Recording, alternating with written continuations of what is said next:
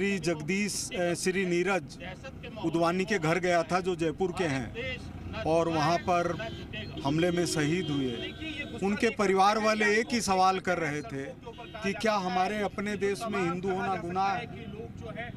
इस बात का जवाब वास्तव में देश को देना चाहिए। और ये जो घटना है ये पूरे 150 करोड़ लोगों के देश के ऊपर हमला है और इसका उसी तरह से जवाब देना चाहिए। आतंक का जवाब सिर्फ गोली हो सकता है। भारत माता की।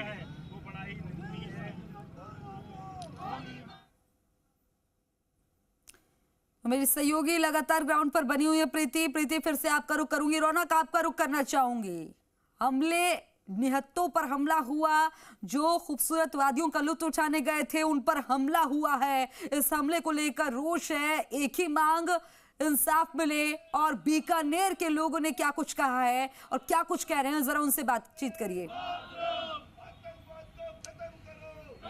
जी बिल्कुल, देखिए दुखद घटना है, शर्मसार करने वाली घटना है। निश्चित तौर पर ये बात करें, निहत्थे पर्यटकों पर जिस तरह से हमला हुआ है और जिस तरह से मौत के घाट उतारा गया है, आतंकवादियों के खिलाफ अब पूरे देश में लोगों में रोष है। आप देखिए बीकानेर के शहीद स्मारक की मैं तस्वीरें दिखा रहा हूँ, जहां पर भारी संख्या में जो देशभक्त कहे स्थानीय लोग हैं वो यहाँ पर कैंडल मार्च निकाल रहे हैं और श्रद्धांजलि भी तमाम उन मृतकों को देते हुए नजर आ रहे हैं। आप देखिए हाथों में तिरंगा लिए, कैंडल लिए, श्रद्धांजलि दे रहे हैं। गुस्सा इन लोगों में साफ तौर पर जो है आतंकवादियों के खिलाफ कार्रवाई की ये लोग मांग कर रहे हैं और हत्यारों को जो है गोली मारने की बात यहाँ पर, यानी आतंकवादियों को पूरी तरह से जो है मारने की बात और उनको पकड़ के साथ साथ कार्रवाई की मांग यहाँ पर तमाम लोग कर रहे हैं। क्या कहेंगे जिस तरह से आप लोग विरोध कर रहे हैं, क्या मांग, क्या चाह रहे हैं आतंकवादियों के खिलाफ? क्या देश के आका से ये चाहते हैं कि जो आतंकवादियों ने हमला किया है उन आतंकवादियों को वापस गोलियों से मारे, ताकि भारत की तरफ कोई बुरी नजर उठा के ना देखे।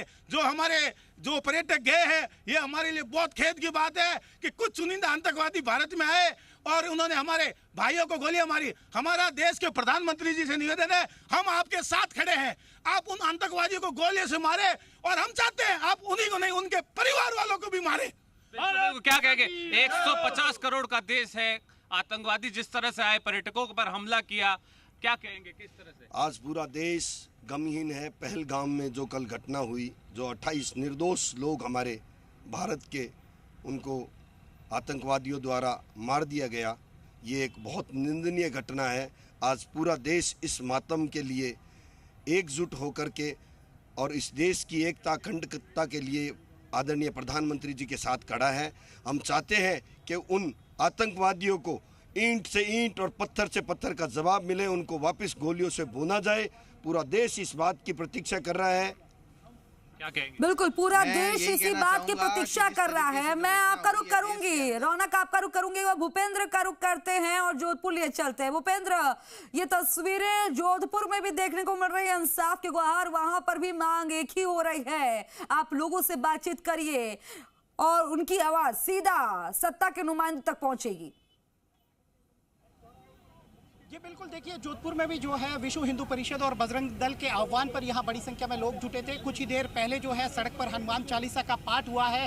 पूरी युवाओं की टीम हमारे साथ मौजूद है, इनसे बात करते हैं कितना रोष आम व्यक्ति में, आम हिंदुस्तानी में कितना रोष देखने को मिल रहा है। पूरे देश भर के युवाओं के अंदर बहुत ही रोष है। जैसे धर्म के नाम पर यह जो कुकृत्य किया गया है और यदि आप कलमा नहीं पढ़ोगे तो आपको मार दिया जाएगा, आप हिंदू हो इसलिए आपको मार दिया जाएगा। इसलिए इस देश के अंदर जो युवा तरुणाई है वह सड़कों पे उतरकर और विरोध प्रदर्शन कर रही है। अब विरोध पत्र मत भेजो, बात करो तलवारों से, इस सूत्र के साथ में अब हर व्यक्ति को इन लोगों के साथ में बात करनी पड़ेगी। यदि ये धर्म पूछकर और गोलीबारी करते हैं तो हमको भी धर्म पूछकर और इन लोगों के साथ में व्यवहार करना पड़ेगा। इसके कारण ही इस देश के अंदर से ये आतंकवाद और ये समस्या समाप्त हो सकती है। जी आप क्या कहेंगे, आज इतना बड़ा प्रदर्शन हुआ, प्रत्येक हिंदू जो है अपने घर से बाहर निकला है, प्रत्येक व्यक्ति ने जो है इस घटना की निंदा की है, आप क्या कहेंगे? काम ही निंदनीय था। हरामियों ने काम ऐसा किया है, धर्म पूछकर चुन चुन कर गोली मारी है। हम भी चाहते हैं सरकार भी कश्मीर घाटी से, बंगाल से और मणिपुर आदि से चुन चुन कर उनको मारे और आतंकवाद समाप्त करे। सरकार चाहे तो हिंदू समाज का प्रत्येक कार्यकर्ता सेना के रूप में आकर तैयार है, सजग है और सावधान है।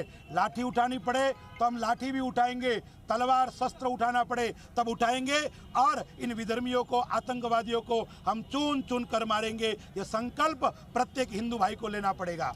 ठीक है, मैं प्रीति आपका रुख करूंगी। इस नरसंहार को लेकर जयपुर में भी रोष देखने को मिल रहा है। सीधा लोगों का रुख करिए, नाराजगी दिखाइए कि कितनी नाराजगी है, कैसे इंसाफ की गुहार लगा रहे हैं ताकि सत्ता में बैठे नुमाइंदों तक सीधी आवाज पहुंचे और उन पर एक प्रेशर बने कि जल्द इस मामले में इंसाफ दिलाना है और आतंकियों का खात्मा करना है।